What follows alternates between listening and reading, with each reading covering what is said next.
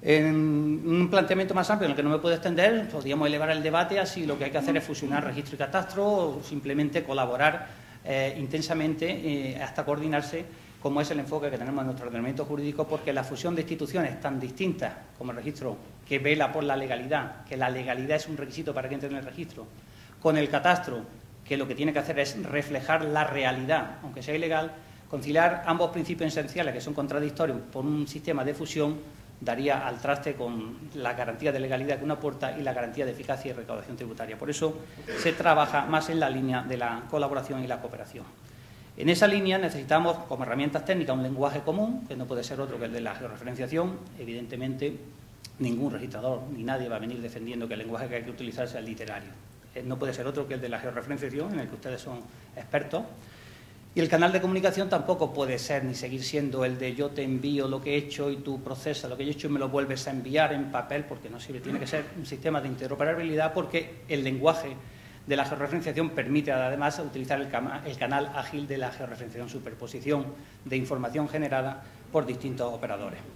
Y jurídicamente necesitamos también herramientas jurídicas. Estamos ahora tramitando un proyecto de ley para ver si se nos dota de la herramienta adecuada. Hace falta normas que exijan, en mi opinión, la georreferenciación de las fincas, de los suelos y también de las edificaciones que se ubican sobre ellas, que exijan la georreferenciación de las actuaciones de las administraciones territoriales, es decir, que no baste publicar un plan de ordenación urbana en el BOE, sino que haga falta también publicar sus delimitaciones territoriales georreferenciadas en la web oficial o en el portal oficial de la administración que la ha generado, y que sea requisito para la entrada en vigor de ellas que la administración haya publicado su ubicación geográfica de qué suelo urbanizable y no urbanizable, en qué suelo hay unos usos determinados. Eso hace falta una decisión valiente del legislador. Yo creo que es esa herramienta jurídica la que necesitamos. Y luego, pues como decía antes, que se regulen unos procedimientos adecuados con garantías. Solo con esas garantías y esos requisitos se podrá predicar de manera razonable unos efectos concretos.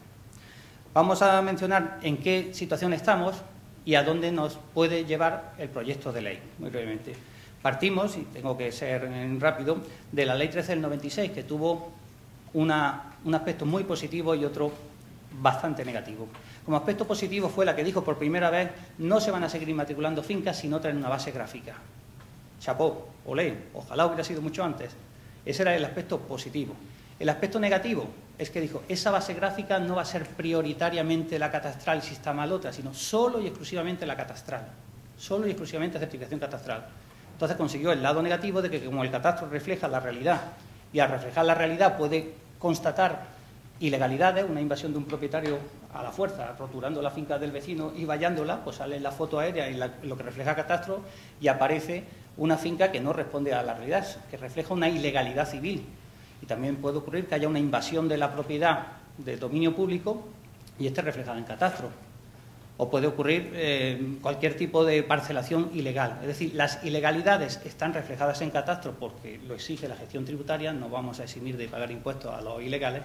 Pues esas ilegalidades plasmadas en catastro, porque lo exige su normativa, tienen la vía de acceso al registro y además no se deja una vía alternativa. Ocurría que el propietario decía: bueno, mi finca, yo lo que vendo no es tanto, es menos. Me dice: si quieres arreglar catastro vas a tardar tanto tiempo. Dice: bueno, pues escríbame lo que dice catastro y ya veremos. Entonces esa ley tuvo de bueno, como digo, que se tomó la decisión de que no se inmatriculara la finca sin base gráfica, pero que ha fomentado la entrada exclusiva de datos catastrales, que en muchos casos, en la mayoría de los casos, están correctos, pero también en otros incorporan patologías que por la fuerza, la ley del embudo, han entrado en el registro de la propiedad. El decreto del año 97, en materia urbanística, reflejaba con claridad que, además de bases catastrales, por supuesto, el registro utiliza otras bases de distinta naturaleza, fundamentalmente la urbanística. Si hay una expropiación, lo que se va a inscribir no es lo que decía catastro de finca de partida, sino el resultado del expediente expropiatorio que ha de reflejar georreferenciadamente la finca. Si se hace una reparcelación, un proyecto de reparcelación, evidentemente lo que se inscribe en el registro son los planos de la finca de resultado, no los que tiene catastro, porque eso es lo que había de antes, sino lo que el planificador urbanístico resulta de la ejecución del plan y de la transformación. También en materia, otras normativas como montes, minas, aguas, hidrocarburos, espacios naturales, hay un montón de legislación que prevé que determinadas fincas que resultan de esos procedimientos en los que hay intervención administrativa, la base geográfica que las define son las que se han generado en esos procedimientos y no, evidentemente, la catastral. Esa administración tiene obligación de comunicarla al catastro para que la actualice, el registrador también tiene obligación de comunicarlo al catastro, pero no tiene que esperar a que el catastro haga su proceso de actualización, sino que entran, se inscriben directamente en el registro, se inscriben, se publican y producen todos esos efectos jurídicos. Por pasar muy brevemente, la reforma del reglamento hipotecario del 98, la instrucción de la Dirección General del año 2000, que regulaba con detalle esa utilización de la aplicación informática que está prevista en el artículo 9 de la ley hipotecaria, por la cual los registradores incorporan y gestionan con una herramienta geográfica la información geográfica y además asocian a ella la información de naturaleza urbanística o medioambiental que pueda afectar a la finca. Y finalmente, y de modo muy destacado, la reforma de la Ley de Catastro y su texto refundido, que para mí supuso un avance muy importante por contraste con la Ley 13 del 96, que también tenía su lado bueno importantísimo. Pero la Ley 13 del 96, en inmatriculaciones, como decía, solo admitía certificación catastral, pero era descriptiva y gráfica, por lo menos se veía de qué realidad geográfica estábamos hablando, aunque no se admitiera una alternativa. Pero en el capítulo destinado a la referencia catastral, preveía que se incorporaría al registro de la propiedad la referencia catastral con un simple análisis de cotejo no geográfico, sino puramente literario. Si el nombre de la calle y el número coincide y si la cifra de metros cuadrados coincide con un margen del 10%. Con esos requisitos tan light, como nos decía ayer Pablo Puyal en otra conferencia en la que coincidimos, estaban entrando datos geográficos, llamémosle camuflados, en el registro de la propiedad. Solo persigue una finalidad fiscal, es cierto, el trasvase de información, pero en el fondo estaba ocurriendo, como yo digo, que estábamos metiendo en el registro bases gráficas a ciegas, porque meter una referencia catastral tomada de un simple recibo del IBI en el registro sin hacer un análisis de coordinación geográfica era meter un localizador geográfico en el registro de la propiedad que remite a una cartografía que está en catastro sin que ni el propietario supiera de qué está hablando, porque solo ve un recibo de IBI, ni lo supiera el notario ni lo supiera el registrador. Entonces, esta reforma del año 2002 y el texto refundido del 2004, el mayor mérito que tiene es que ya no se habla, se sigue hablando de la referencia catastral, pero ahora todos los documentos lo que tienen que incorporar es la certificación descriptiva y gráfica. Y ahora ya todos podemos hacer ese análisis de contraste geográfico y no simplemente operar con meras referencias catastrales. Entro ya de lleno en la última parte de mi exposición, que es cómo aborda lo que tenemos el proyecto de ley, qué soluciones, de qué problemas parte y cómo intentar remediarlos y, a mi juicio, si lo hace de manera acertada o desacertada. En primer lugar, teníamos, o tenemos todavía, una regulación fragmentaria que no está coordinada. Hasta ahora ha habido una ley de catastro que ha tocado aspectos de registro y luego ha habido reformas registrales. Este proyecto tiene, a mi entender, como primer mérito, que es una modificación simultánea y consensuada de la legislación registral y catastral emanada de ambas direcciones generales y de ambos ministerios implicados. Eso de por sí ya es algo bueno. No significa que hayan acertado, pero ya tiene de bueno que no estamos en la pugna a ver quién gana la partida, sino trabajando ambas instituciones de manera conjunta. En segundo lugar, que la base gráfica se destaca en la terminología que ya no es algo secundario y accesorio, sino que se habla que constituye el objeto mismo del registro de la propiedad, se le dedica entero el artículo 9, la mayor parte, y el artículo 10, y además con pleno rango legal, sin problemas de que pudiera impugnarse porque esta regulación no tiene rango legal. En tercer lugar, que la base gráfica, que como decía antes, en general era potestativa, no se exigía en todos los suelos, ni se exigía en las edificaciones ni a los elementos de una propiedad horizontal. Ahora se avanza significativamente. Hay más casos en los que es obligatorio, si quieres inscribir, traer la base gráfica, porque se hace así la enumeración en el artículo 9 de la ley hipotecaria. En expropiaciones, en deslinde, en reparcelaciones, en inmatriculaciones ya era obligatoria y se repite. Pero ahora se aclara también que en divisiones, segregaciones, agrupaciones, etcétera. Y sobre todo el mayor avance es que para las edificaciones, como comprenderán ustedes que lo saben, también es imprescindible saber no solo en qué finca están, sino en qué punto concreto de la finca, porque una finca puede en su parte norte tener una calificación urbanística y en su parte sur tener otra distinta. Entonces la administración que vela por el territorio, la administración urbanística, necesita saber dónde están las fincas, las edificaciones, por si inicia sobre ellas un expediente de disciplina urbanística. Pues se prevé ahora, en el artículo 210 del proyecto, que la superficie de suelo ocupada por toda edificación ha de estar también georreferenciada, como un requisito para su inscripción.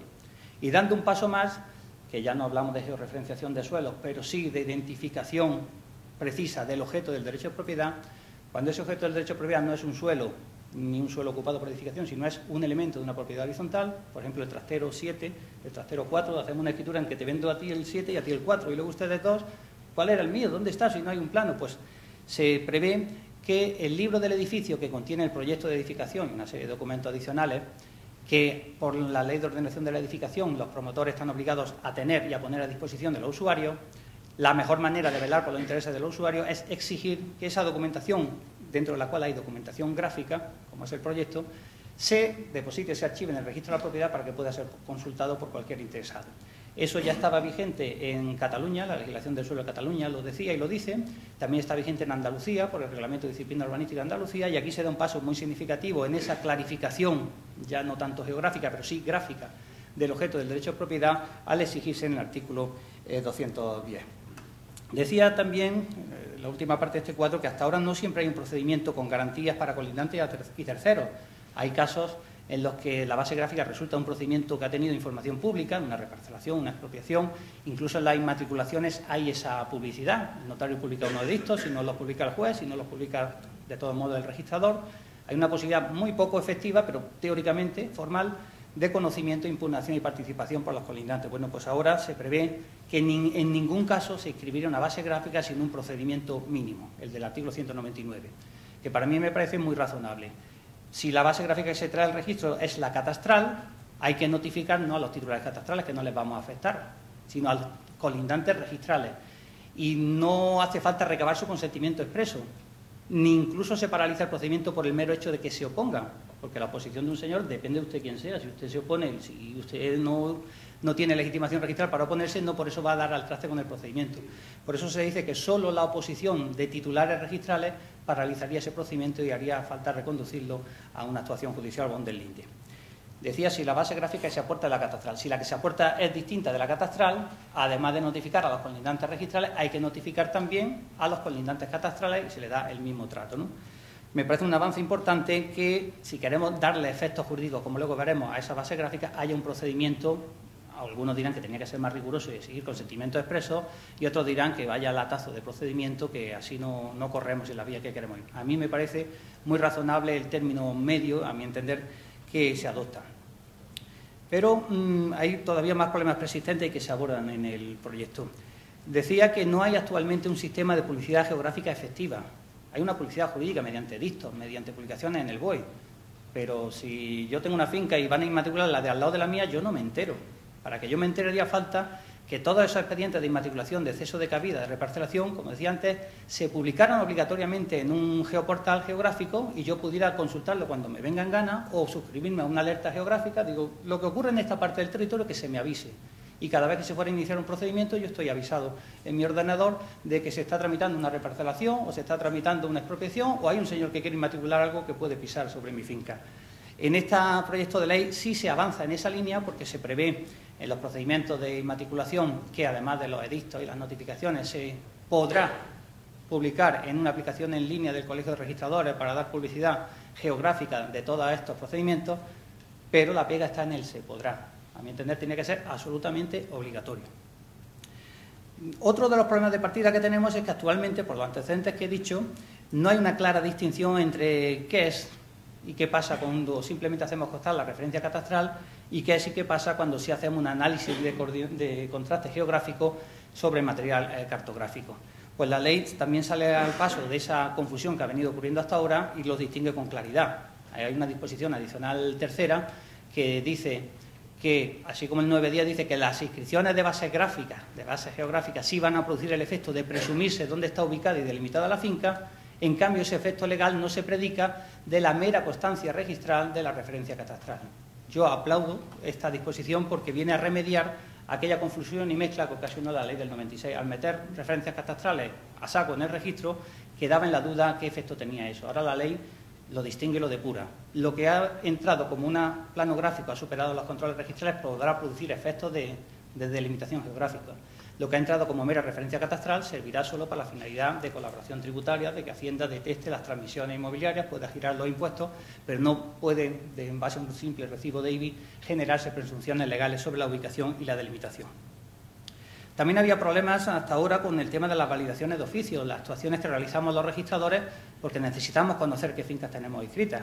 Aunque el propietario no diga nada, haciendo un análisis de datos podemos y debemos llegar a la conclusión los registradores dónde están las fincas. Pero el resultado de ese análisis no puede ser nunca un asiento registral, ni puede nunca producir los efectos propios de los asientos registrales.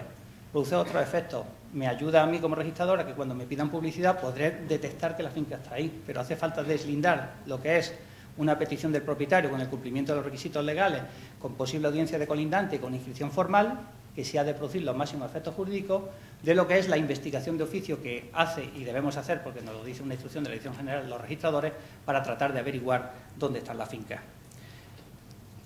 Termino muy brevemente, pasando un poco a las conclusiones y resumen. Para mí el proyecto de ley en tramitación merece una valoración positiva global y unos aspectos negativos parciales muy importantes, no meramente accesorios. En primer lugar, como valoración positiva, es un sistema consensuado de cooperación avanzada entre el registro y el catastro, y es un avance, como se ha dicho por algunos de los que han presentado la jornada, en seguridad jurídica, sin duda, en coordinación con el catastro, en procedimientos más garantistas que los que había antes, sin ser excesivamente rigurosos, en algunos casos sí lo son, y por lo tanto justifica que con esa garantía y esos requisitos se produzcan unos efectos importantes. Pero como principales efectos o consecuencias negativas o aspectos negativos es que sigue habiendo un recelo injustificado frente a la base gráfica alternativa a la catastral. Aquí estamos colaborando dos instituciones por la depuración y enriquecimiento mutuo, es decir, que se perfeccionen los datos registrales y se perfeccionen los datos catastrales. Catastro admite, como no puede ser de otra manera, que no solo de bases catastrales vive el registro, porque hay infinita legislación que así lo dice, lo admite, lo reconoce, pero hay varios puntos del articulado del proyecto de ley que después contradicen esa idea. Por ejemplo, el que dice, las bases gráficas que no sean las catastrales no se podrá dar publicidad de ellas. ¿Qué sentido tiene que las leyes las admitan y luego diga un proyecto de ley que no se podrá dar publicidad de ellas? O que diga que esas bases gráficas no producirán los efectos de presumir la ubicación y delimitación de la finca si no concurren unos requisitos absolutamente extravagantes. Que pasen 6 meses, digo yo, ¿desde cuándo hace falta que pase tiempo después de que el registro ha tomado una decisión con todas las garantías jurídicas y todos los efectos legales? ¿Desde cuándo se supeditan sus efectos al paso de un tiempo? En segundo lugar, que Catastro no se oponga. Me parece inaudito que un pronunciamiento registral verificado por la autoridad que tiene encomendada por ley la constatación de cuál es el derecho de propiedad, su ubicación y su delimitación, después de admitir una base alternativa, porque lo dice la legislación catastral y la registral, los efectos jurídicos estén condicionados a que Catastro no se oponga. Me parece eso un grave error de enfoque. Y por último, y ahora sí termino, me parece un aspecto negativo si estamos en un proyecto de coordinación, que, abro un paréntesis, no todo lo que dice Catastro, no todo lo que dice el registro puede ser coordinado, porque por la distinta finalidad de legalidad y de realidad que tiene una y otra institución.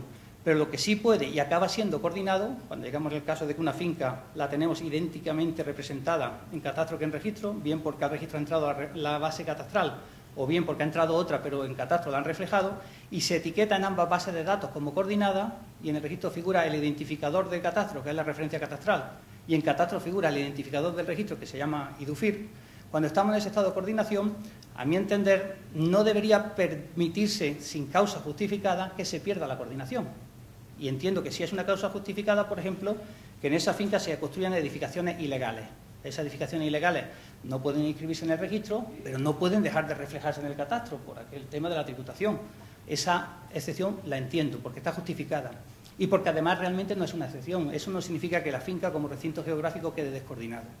Pero otros supuestos en los que la finca ya la tenemos y se hacen sobre ella divisiones o segregaciones, yo realmente no entiendo qué interés hay para los fines catastrales en practicar segregaciones y divisiones en el catastro que no procedan del registro, por dos motivos. Primero, porque probablemente serán ilegales. Si no han sido inscritas puede ser o porque el propietario no ha querido llevarlas o porque sabe que en el registro no se inscribirán por ser ilegales.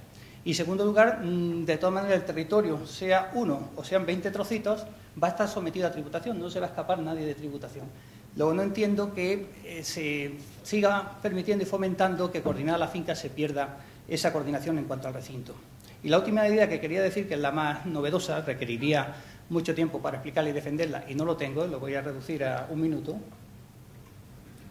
es la siguiente. El proyecto de ley que habla de la coordinación geográfica de la finca, quizá habiendo marcado, a mi entender, la línea correcta, el camino correcto, da algunos bandazos peligrosos que colisionan con los márgenes, pero si a través de la vía de enmiendas se pulen y se arreglan, creo que el camino es el adecuado. Quizás debería ser más ambicioso y por ese camino ir más lejos, ir más rápido. Y me refiero a la coordinación de las titularidades, un tema que aquí no ha salido ni lo aborda para nada el proyecto. Pero lo explico con un ejemplo. Si tenemos ya la finca coordinada geográficamente y además en cuanto a titulares, el titular registral es una persona y ese es el mismo que aparece en Catastro, porque en ese momento Catastro se ha nutrido de la información que procede del registro. Vuelvo a decir, ¿qué sentido tiene el artículo 9.5 de la Ley de Catastro que dice que de todas maneras Catastro podrá después cambiar el titular catastral simplemente con un documento que sea de fecha posterior al que consta en el registro? Si eso justifica algo para los intereses por los que vela el Catastro, me parece muy bien, pero a mi entender, y esto necesitaría mucha más explicación, creo que no le aporta nada al Catastro apartarse de la realidad oficialmente proclamada por el registro de la propiedad. Se dice que a todos los efectos legales el propietario es el que dice el registro y que si el Catastro dijera otra cosa, los pronunciamientos registrales prevalecen sobre los catastrales. ¿Qué gana Catastro dando de alta otras titularidades que no son las que están contrastadas? Es cierto que los contratos pueden transmitir la propiedad, que al Catastro llega un contrato y lo normal es que el que compra se haya convertido en propietario. No necesita inscribir para haberse convertido en propietario. Lo que ocurre es que al inscribir se comprueba por la autoridad que tiene encomendada esa tarea que se han cumplido todos los requisitos necesarios para que haya producido la transmisión de la propiedad. A mi entender, creo que esa coordinación geográfica, que es la que se pretende con mayor o menor éxito en este proyecto, podría aprovecharse también para alcanzar la coordinación geográfica de titulares, no perderla. Creo que no hay causa justificada por el bien del Catastro que lo explique. Y ya me despido con la frase concreta sobre este tema. La tributación por la cual vela el Catastro, como ustedes saben, tiene dos ámbitos importantes. La que grava los contratos y la que grava la propiedad. La que grava los contratos, el impuesto de transmisiones, el IVA, etcétera, y la que grava la propiedad, el ser propietario, lo transmite o no lo transmite, te grava con el IVA y el impuesto de patrimonio. Bueno, pues es cierto que los contratos, aunque no llegaran a transmitir el dominio porque tuvieran algún problema, o aunque estén en documento privado, aunque no estén inscritos, deben seguir tributando, sin duda alguna, y deben seguir declarándose al Catastro. Yo no digo que suprimamos la obligación de los compradores de declarar la compra al Catastro, tienen que seguir declarándola, pero no tiene sentido que el Catastro cambie como titular oficial al vendedor hasta que no compruebe que a través del registro de la propiedad se han verificado todos los requisitos. Este planteamiento es mucho más ambicioso, no pretendo yo convencerles a ustedes ni a la autoridad de Catastro en este momento, pero sí reseñar que creo que esta ley, en sus líneas generales, va en la dirección adecuada, tiene flecos muy importantes, no son marginales, muy importantes que deben enmendarse. En el caso de ustedes querrán una mayor presencia de la aportación de los topógrafos. En el caso de los registradores creo que hay que depurar esos recelos injustificados hacia la base alternativa a la catastral, pero en general me parece un proyecto de ley que merece, con la colaboración de todos, darle un impulso porque puede suponer un avance importante. Muchas gracias por su atención.